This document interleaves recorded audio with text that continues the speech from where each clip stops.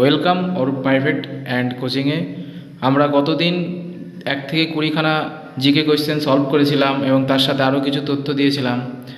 আজ 21 থেকে 40, টোটাল আমাদের 40টা সেট ছিল। আজ 21 থেকে 40 পর্যন্ত আমরা সলভ করব। আচ্ছা, তার সাথে আরও গুরুত্বপূর্ণ প্রত্যেকটা কোয়েশ্চেনের গুরুত্বপূর্ণ কিছু তথ্য দিয়ে দেবো। তো ভিডিওটা পুরো দেখো। এবং আরেকটা গুরুত্বপূর্ণ যেটা তথ্য তোমাদের সাথে শেয়ার করি, অঙ্গনারী ICDS সেটার আমাদের নতুন ব্যাচ স্টার্ট হচ্ছে 5 জুলাই, অর্থাৎ 5ই জুলাই থেকে। তো মহিলারা অবশ্যই, মেয়েরা যারা এই চাকরির জন্য উৎসুক তারা অবশ্যই আমার ব্যাচে ভর্তি হয়ে যাও, অফলাইন ব্যাচে। আমাদের ব্যাচ শুরু 5 জুলাই। তো তাড়াতাড়ি ভর্তি হয়ে যাও আর দেখতে থাকো আমার এই ভিডিওটি। আচ্ছা, শুরু করি আজকের ভিডিও। এবং প্রত্যেকটা কোয়েশ্চেন কত নম্বর কার হচ্ছে অবশ্যই জানাবে।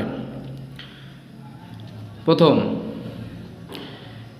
নিচের কোনটি একটি নোবেল গ্যাস নয়? ভালো করে পড়তে হবে, নয়। আমরা পরীক্ষার সময় নয়টাকে দেখতে পাই না। তাহলে নিচের কোনটি নোবেল গ্যাস নয়? তাহলে নোবেল গ্যাস নয়, এখানে উত্তর হয়ে যাচ্ছে কি? হাইড্রোজেন। হাইড্রোজেন হয়ে যাচ্ছে এখানে নোবেল গ্যাস নয়। কেন? কারণ পর্যায় সারণীতে 18 নম্বর গ্রুপে আছে নোবেল গ্যাস এবং হাইড্রোজেন আছে 1 নম্বর গ্রুপে। এই নোবেল গ্যাস কোনগুলো? হিলিয়াম, নিয়ন, আর্গন, রেডন, জেনন, কেপটন, এইগুলো হচ্ছে কি না নোবেল গ্যাস।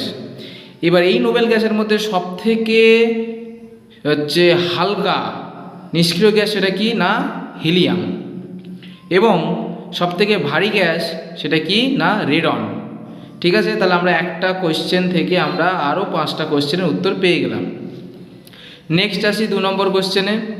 2 নম্বর কোয়েশ্চেন আছে, কততম সংবিধান সংশোধনীর মাধ্যমে মৌলিক কর্তব্য যুক্ত করা হয়? তাহলে এক্ষেত্রে উত্তর কত হয়ে যাচ্ছে না 42তম সংশোধনী। এই 42তম সংশোধনী কত সালে হয়েছিল? 1976 সালে 42তম সংশোধনীর মাধ্যমে মৌলিক কর্তব্য যুক্ত করা হয়। এই মৌলিক কর্তব্য আমরা কোথা থেকে পেয়েছি না আমরা পেয়েছি রাশিয়ার থেকে পেয়েছি। বর্তমানে মৌলিক কর্তব্য কতগুলি? বর্তমানে মৌলিক কর্তব্য আছে 6টি। মৌলিক অধিকার আছে 6টি, মৌলিক কর্তব্য আছে 11টি। আর একটা তথ্য দিয়ে রাখি, এই যে আমি বললাম মৌলিক অধিকার 6টি, আগে মৌলিক অধিকার ছিল 7টি। কি ছিল না 7টি, কিন্তু বর্তমানে 6টি। তাহলে একটা কোথায় গেল? একটা হচ্ছে সম্পত্তির অধিকার। 44তম সংশোধনী 1978 সাল, 44তম সংশোধনী 1978 সালে এই সম্পত্তির অধিকারকে বাদ দিয়ে দেওয়া হয়। এবং এটা এখন বর্তমানে কি? এটা এখন বর্তমানে একটি আইনি অধিকার, যেটা আছে ধারা নম্বর 300A। বোঝা গেল? তাহলে এই টোটালটা মৌলিক কর্তব্য বুঝে গেলাম। পরের কোশ্চেন, 23 নম্বর প্রশ্ন, ডায়নামো যন্ত্রে কোন শক্তিতে রূপান্তর হয়? তাহলে ডায়নামো যন্ত্রে আমরা জানি কি না যান্ত্রিক থেকে বৈদ্যুতিক শক্তিতে রূপান্তর হয়। এই ডায়নামো কোন অনুসারে কাজ করছে না মাইকেল ফ্যারাডের তড়িৎ চুম্বকীয় আবেশের নির্দেশ মতো বা আবেশের অনুযায়ী কাজ করে এই ডায়নামো। ক্লিয়ার? তারপরে প্রশ্ন, হীরাকুদ বাঁধ কোন নদীর ওপর গড়ে উঠেছে? তাহলে হীরাকুদ বাঁধ হচ্ছে একটি দীর্ঘতম বাঁধ, যেটা কোন নদী না আমাদের অপশান নম্বর সি, মহানদীর ওপর গড়ে উঠেছে। এই মহানদী কোথায় রয়েছে বা এই হীরাকুদ বাঁধ কোথায় রয়েছে? এটা আছে উড়িষ্যা রাজ্যে। এবং আমরা আরও বলে রাখি, সবথেকে বড় কংক্রিটের বাঁধ নাম কি? নাম ভাকরা নাঙ্গাল, যেটা আছে শতদ্র নদীর ওপর পাঞ্জাব ও হরিয়ানায় দুটো মিলিয়ে রয়েছে এই বাঁধটি, দুটো রাজ্য মিলিয়ে। ঠিক আছে, তারপরের প্রশ্ন চলে যায়। তারপরের প্রশ্ন হচ্ছে, পেনিসিলিয়াম কে আবিষ্কার করে? তাহলে এখানে পেনিসিলিয়াম কে আবিষ্কার করে? এখানে উত্তর হয়ে যাচ্ছে কি আলেকজান্ডার ফ্লেমিং। এই পেনিসিলিয়াম আবিষ্কার করেছে আলেকজান্ডার ফ্লেমিং। এই পেনিসিলিয়ামই ছিল বিশ্বের সর্বপ্রথম অ্যান্টিবায়োটিক ওষুধ। ক্লিয়ার? নেক্সট কোশ্চেন, কত সালে মহাত্মা গান্ধী ডান্ডি অভিযান শুরু করেছিল? তাহলে এক্ষেত্রে উত্তর কত হয়ে যাচ্ছে? উত্তর হয়ে যাচ্ছে 1930। এবার বলি, মহাত্মা গান্ধী ডান্ডি অভিযান শুরু করেছিল, আসলে এটা হচ্ছে লবণ সত্যাগ্রহ। লবণ সত্যাগ্রহ মানে কি না, তিনি গুজরাটের সবরমতী আশ্রম থেকে গুজরাট উপকূলে অবস্থিত ডান্ডি পর্যন্ত তিনি এই অভিযানটা করেছিলেন। কেন না, ইংরেজদের আরোপিত লবণ করের ওপর তিনি এই আন্দোলনটা করে। ক্লিয়ার? তারপরে, লোকটাক হ্রদ ভারতের কোন রাজ্যে অবস্থিত? তাহলে লোকটাক হ্রদ আছে আমাদের কোথায়? মণিপুর রাজ্যে। এই মণিপুর রাজ্যে আমাদের লোকটাক হ্রদ আছে, এবং এই লোকটাক হ্রদের ওপর বিশ্বের একমাত্র ভাসমান, পয়েন্ট টু বি নোটেড, দারুণ কোশ্চেন, বিশ্বের একমাত্র ভাসমান না কি আছে জাতীয় উদ্যান, নাম কি? কেইবুং লাংজাও। বিশ্বের একমাত্র ভাসমান জাতীয় উদ্যান এই লোকটাক হ্রদের ওপর অবস্থিত। নেক্সট কোশ্চেন, শুষ্ক বরফ আসলে কি? শুষ্ক বরফ আসলে হচ্ছে কঠিন কার্বন ডাইঅক্সাইড। এই শুষ্ক বরফ কী কাজে লাগে না, খাদ্য সংরক্ষণের কাজে আমরা লাগাই। নেক্সট কোশ্চেন কি আসছে, পশ্চিমবঙ্গের রাজ্য পশু কোনটি? একদম অনেক পরীক্ষায় পেয়েছে এই কোশ্চেনটা। তাহলে পশ্চিমবঙ্গের রাজ্য পশু নাম কি? মেছো বিড়াল, যেটাকে আমরা আর একটা কী বলি? বাঘরোল। বাঘরোলও বলে থাকি, মেছো বিড়াল। এছাড়াও পশ্চিমবঙ্গের জাতীয় গাছ ছাতিম, পশ্চিমবঙ্গের জাতীয় পাখি মাছরাঙা, ঠিক আছে, এগুলো তো রয়েছে। নেক্সট কোশ্চেন 30 নম্বর কি বলছে, প্রথম আলো সেই সময় বিখ্যাত উপন্যাস দুটি কার লেখা? তাহলে এই প্রথম আলো সেই সময় বিখ্যাত উপন্যাসটি লিখেছেন কে না, সুনীল গঙ্গোপাধ্যায়। এই সুনীল গঙ্গোপাধ্যায় কে ছিলেন? এই সুনীল গঙ্গোপাধ্যায় ছিলেন একজন বিখ্যাত উপন্যাসী, এবং তিনি কি নামে লিখতেন না, নীল লোহিত নামে তিনি তার ছদ্মনামে লিখতেন। এছাড়াও যদি তুমি আগের বছর কোশ্চেন দেখো, এই সমরেশ মজুমদারও বেশ কিছু উপন্যাস লিখে গেছে। পরের কোশ্চেন কি আসছে, পলাশির যুদ্ধ।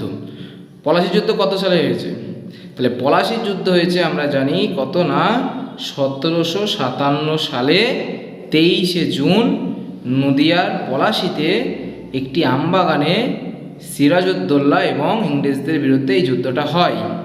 এটা পলাশির যুদ্ধ নামে পরিচিত। নেক্সট কোশ্চেন কি আসছে, ভারতের সংবিধানের অভিভাবক কাকে বলা হয়?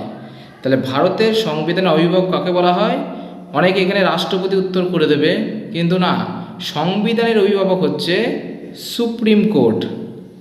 সুপ্রিম কোর্ট হচ্ছে সংবিধানের অভিভাবক, অর্থাৎ যাবতীয় ক্ষমতা, শেষ সিদ্ধান্ত, আইনের শেষ চূড়ান্ত সিদ্ধান্ত কিন্তু নেবে এই সুপ্রিম কোর্ট। নেক্সট কোশ্চেন, আন্তর্জাতিক যোগ দিবস কবে পালন করা হয়? তাহলে আন্তর্জাতিক যোগ দিবস পালন করা হয় কিছুদিন আগেই গেল, কত? 21শে জুন। 21শে জুন কিছুদিন আগেই আমাদের আন্তর্জাতিক যোগ দিবস পালিত হলো। এই আন্তর্জাতিক যোগ দিবস কত সাল থেকে পালিত হয় না, 2015 সাল থেকে এই আন্তর্জাতিক যোগ দিবস আমরা পালন করে থাকি। নেক্সট, মানবদের বৃহত্তম গ্রন্থির নাম কি? তাহলে মানবদের বৃহত্তম গ্রন্থির নাম কি? সেটা হচ্ছে অবশ্যই যকৃৎ। যকৃৎ হচ্ছে আমাদের শরীরের অন্যান্য অঙ্গের তুলনায় বেশি শক্তিশালী, তাই একে বৃহত্তম গ্রন্থি, এটা হচ্ছে সবথেকে বড় গ্রন্থি। এছাড়াও অগ্নাশয়কে তুমি পেয়ে যাচ্ছ কি না, এটা একটি মিশ্র গ্রন্থি। নেক্সট কোশ্চেন আসি, কাজিরাঙা জাতীয় উদ্যান কোন রাজ্যে অবস্থিত? তাহলে কাজিরাঙা জাতীয় উদ্যান কোথায় আছে? কাজিরাঙা জাতীয় উদ্যান আছে আসামে। এটা কি? এটা হচ্ছে একশৃঙ্গ গন্ডারের জন্য বিখ্যাত একটি জাতীয় উদ্যান। ঠিক আছে। নেক্সট কোশ্চেন, বিখ্যাত গীত গোবিন্দম কাব্যটির রচয়িতা কে? তাহলে গীত গোবিন্দম কাব্যের রচয়িতা কে না, জয়দেব।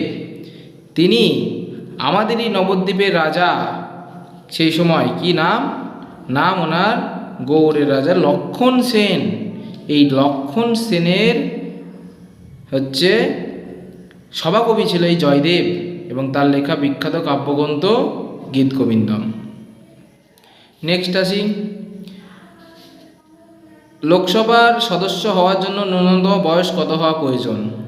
তাই লোকসভার সদস্য হওয়ার জন্য ন্যূনতম বয়স প্রয়োজন 25 বছর। এছাড়াও তুমি যদি এই একই কোশ্চেন শুধু রাজ্যসভা দেওয়া থাকতো তাহলে কিন্তু উত্তর হয়ে যেত 30 বছর। লোকসভাতে 25, রাজ্যসভাতে 30।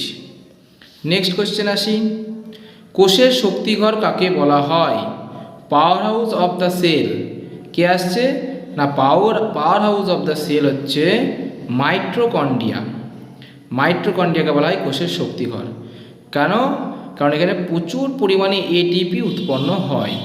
এছাড়াও তুমি যদি আরও ক্যালকুলেশন করো বাকি অপশানগুলোকে কি বলে?